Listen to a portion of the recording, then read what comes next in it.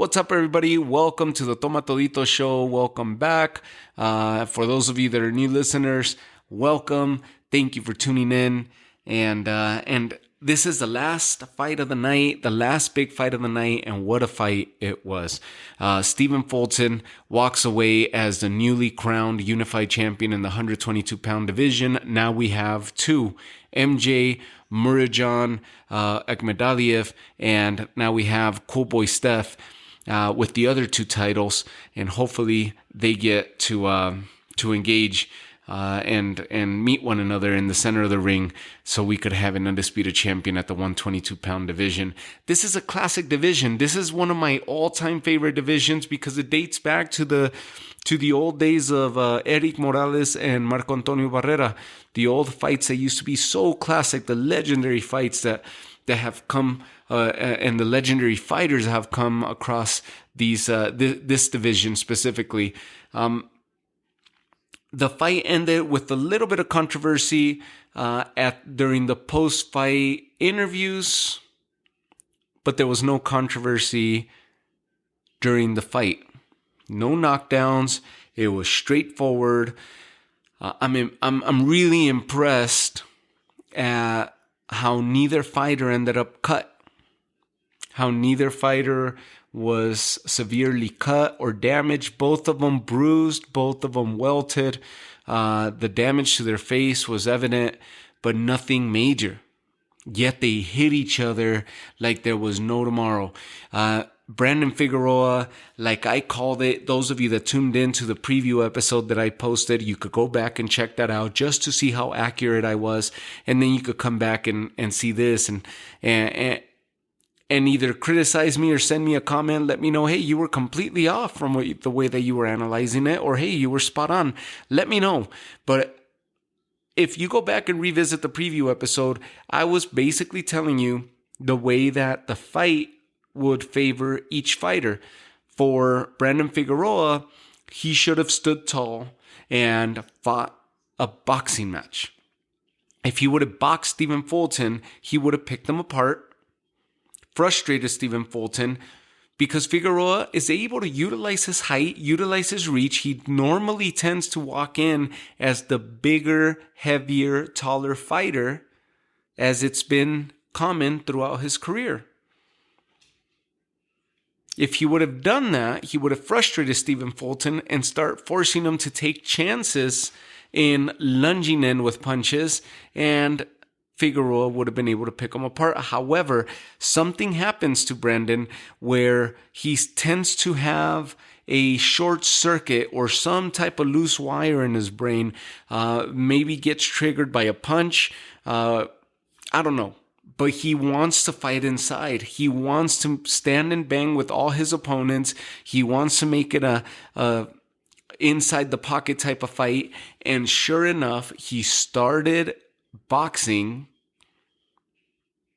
utilizing his height, and he just couldn't let it be. He had to go in, and he went in, and he made it an inside type of fight.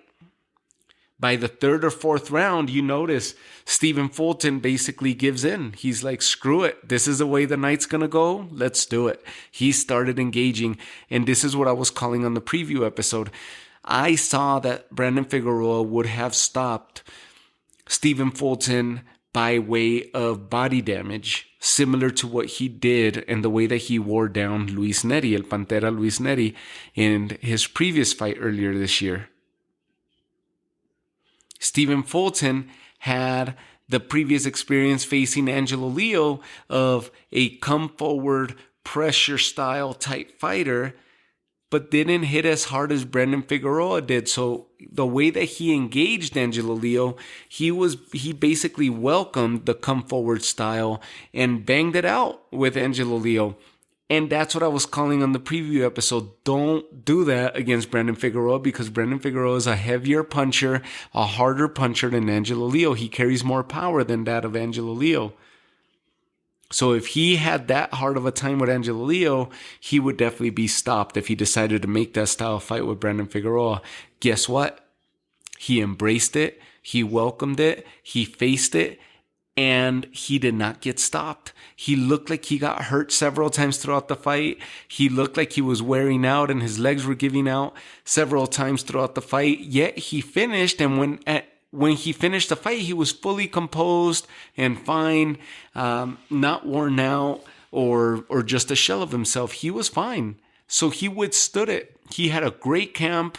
He had this layoff. He had a longer layoff than Brandon Figueroa. Yet it looks like it worked to his favor. He was ready. He handled the punches well. He handled the onslaught. It was a never-ending onslaught from Brandon Figueroa. He handled it well, and he was scoring. He was able to utilize the ring, not as much as he's used to. The other thing that Stephen Fulton did wrong was compromise. That's another thing that I was calling in the preview episode. Don't compromise your stance. He's used to standing wide, carrying a wide stance, leading with his left, and hiding that right. And that right works as his gauge and as his bodyguard.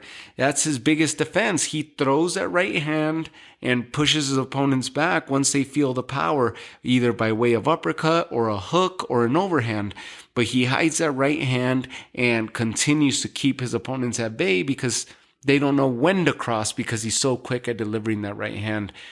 That's if he would have not compromised his style and been true to his style. He compromised. He got baited into Brandon's fight and he gave in, and he ended up having a brawl with Brandon Figueroa, a phone booth inside the pocket type brawl, and the fight for the most part was fought inside, forehead to forehead, shoulder to shoulder, and in close quarters.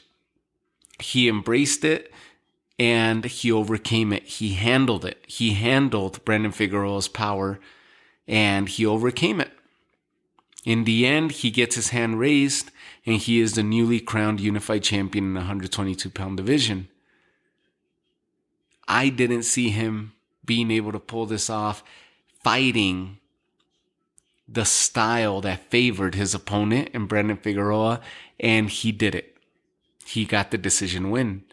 He was hurt. Brandon Figueroa ended up claiming robbery at the end. He thought he did more, and he did. If you look at the fight, he did do more. However, it was visuals.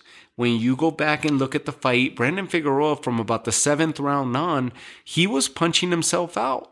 So yes, he was coming forward. He was leaning his body on Fulton. He was pressing forward on Fulton. But a lot of the punches were missing. A lot of the punches were being blocked. A lot of the punches were not connecting clearly. Or he wasn't punching. And he was gassing himself out.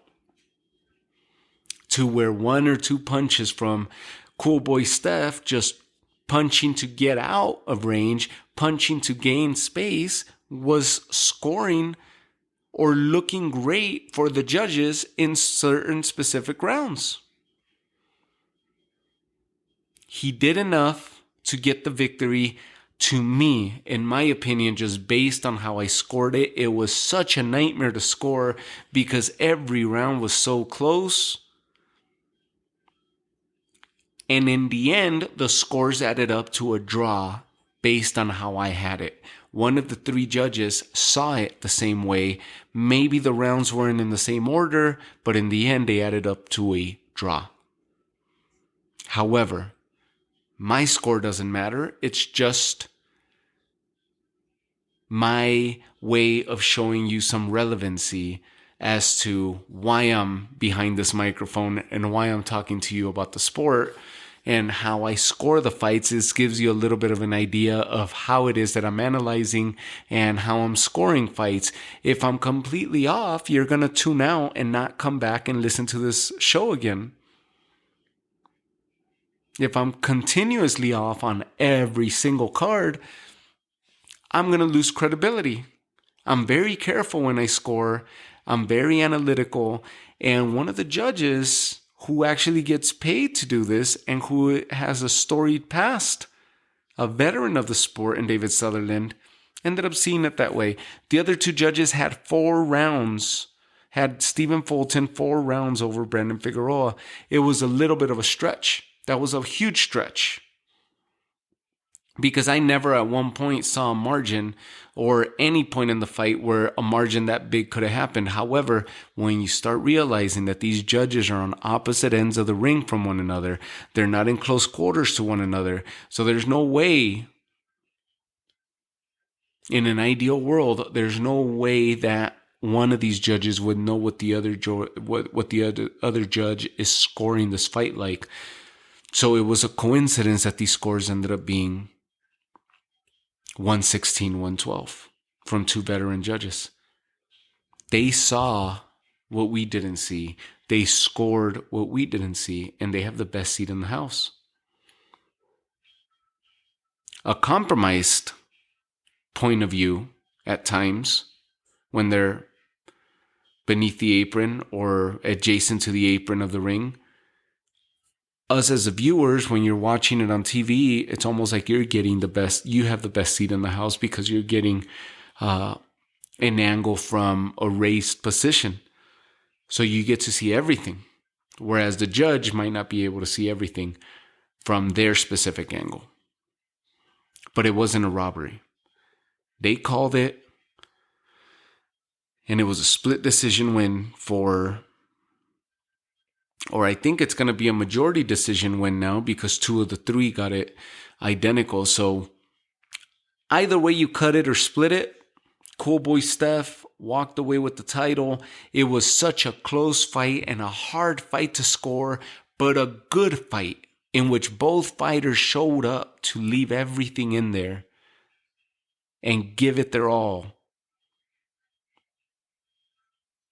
For someone to claim that it's a robbery.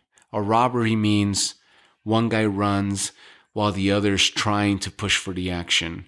One guy fails to push in, and people in a large mass are in agreement that there's no way that the decision should have gone to this one fighter when he barely did anything. That's when the robbery claims come out, when you're like, who the hell and what the hell fight were they watching? You guys hear me over and over and over throughout the entire catalog and the amount of episodes that I put out when I just lose my mind over certain scores that are given when they're 8-round giveaways or landslide victories. And you're like, what the hell fight was this judge watching? This wasn't the case tonight. Yes, it was a 4-round split from two judges' points of views out of the 3, but it was consistent at least. I don't know what it is that they scored, but it ended up adding up. And which rounds, they probably got different rounds that they scored for Stephen Fulton over Brandon Figueroa. And it's okay because it was that close of a fight. Both of these guys showed up to fight, and you saw how the momentum was shifting. Brandon Figueroa ended up taking over the fight when he started closing in on that gap, and when Stephen Fulton decided to just embrace the attack and fight on the inside. He wanted to fight fire with fire. I said it was going to be a bad idea because he wouldn't be able to handle Brandon Figueroa's power in a similar fashion to how he handled Angelo Leo's. And look, he handled it. He proved himself. He handled it, and he's going to pose a huge threat and possibly beat MJ Murodjon, because Stephen Fulton just showed that he can't be faced by such power, and he's quick, he's crafty, and he's slick. He's going to pose a huge threat and a lot of problems for MJ should that fight end up happening and this fight doesn't go to an immediate rematch. It looks like Brandon Figueroa's plan all along was to move to 126. He claims robbery. He claims that he wants to get an immediate rematch. Both of them are saying, let's get it on again, blah, blah, blah. It's not Stephen Fulton's fight. The fight got awarded to him. He's arguing with Stephen Fulton. It wasn't Stephen Fulton's fault. It wasn't his fault. It wasn't his doing. He got his hand raised because of a judge's decision. Multiple judges at that. So, great fight overall. Great fight night at that, but great fight overall for a unification bout. It did not disappoint. It lived up to the hype. And what a treat that we got to see. if this rematch happens,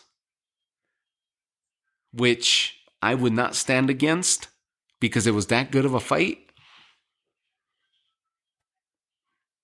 let's see it. But let's see it soon. Let's not let too much time go by.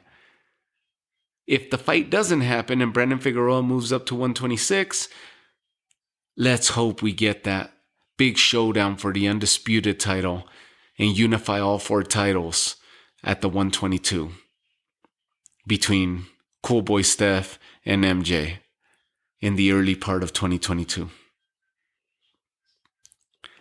Of the fights that I was interested in tonight, one fight is a sure shot candidate for Fight of the Year, and that was the one across on the other side of the country, which was the Teofimo Lopez, George Kambosos fight. That's a sure shot Fight of the Year candidate. And it's almost like these guys, Stephen Fulton or somebody in the team of Fulton and Figueroa's team, almost like they were watching that fight happen. Then these guys walk out because it's almost like they instructed the fighters, you guys better go top them, because they sure as hell went out there and left it all out in the ring. And that's why I continue to say absolutely no robbery. Eliminate those claims. This was a great fight by 2 great fighters. And although you may not agree with the judge's decision fully, you can't deny that it was so close. It was that close for someone to call, and if it would have gone to Brandon Figueroa, some people would have been upset, others wouldn't. It went to Stephen Fulton. Some people are upset, others aren't. It was that split, and it was that close. And I can't hate on that. Cool Boy Steph represented himself well. And the way that he walked out of that ring, the way that he was speaking during the post-fight interview, he was cool and collected. If he was beat up and hurt, hell, it would show. We've seen fighters when they're absolutely hurt. We just saw it tonight when they're absolutely hurt and cut up and beat up. This wasn't the case. He was cool and collected. He handled it. So his preparation going into this fight was second to none, and it showed tonight. And he proved the doubters like myself wrong. Not haters, because I'm not a hater. I love Stephen Fulton, but I doubted that he could handle Brandon Figueroa's power should he engage Brandon Figueroa and entertain the inside style fight like he did with Angelo Leo. And he proved me wrong. His stock went up. Brandon Figueroa didn't sound so great after, but you could tell their emotion. I mean, it's okay. It's understandable. He's full of emotion. It's the first loss of his career. And he didn't even contemplate the fact that he could lose the fight. And he didn't feel like he lost the fight, but it was the judge's opinion that he lost the fight. And that's what was eating away at him. So he acted a certain way after the fight because of his pride, because of the effort that he left, because of his frustration, his emotion. It vented a little bit out after the fight, but it's understandably so because he put in a lot of work and he left it all out there just like Stephen Fulton did. Great fight overall. Great night of fights. Showtime. The Showtime commentary with Al Bernstein is always one of the best for me. It has been for the majority of my life, and it continues to be. Abner Mares, Al Bernstein, they continue to be top notch. And Mauro Ranello is the other guy in there, and he was from the old school Strike Force fights, MMA Strike Force with Showtime, and then he came over to Showtime Boxing a few years back, several years back, almost a decade back, and he performs like no other, just like Al Bernstein, legend of the sport, and Abner Mares, just like Sean Porter, Andre Ward, Tim Bradley, has become a really, really good, eloquent commentator of the sport as well. So I leave you with that. Stephen Fulton, Cool Boy Steph, your newly crowned 122-pound unified champ. He's got the WBC, WBO belt. And now let's see if the rematch doesn't happen with Brandon Figueroa. Let's get him in the ring against MJ, and let's let's settle that undisputed title between him and MJ in the 122-pound division. I leave you guys with that. Thank you guys. It was an amazing, amazing day of fights. Thank you guys for tuning in, for all the love, and I'll talk to you guys soon. Take care.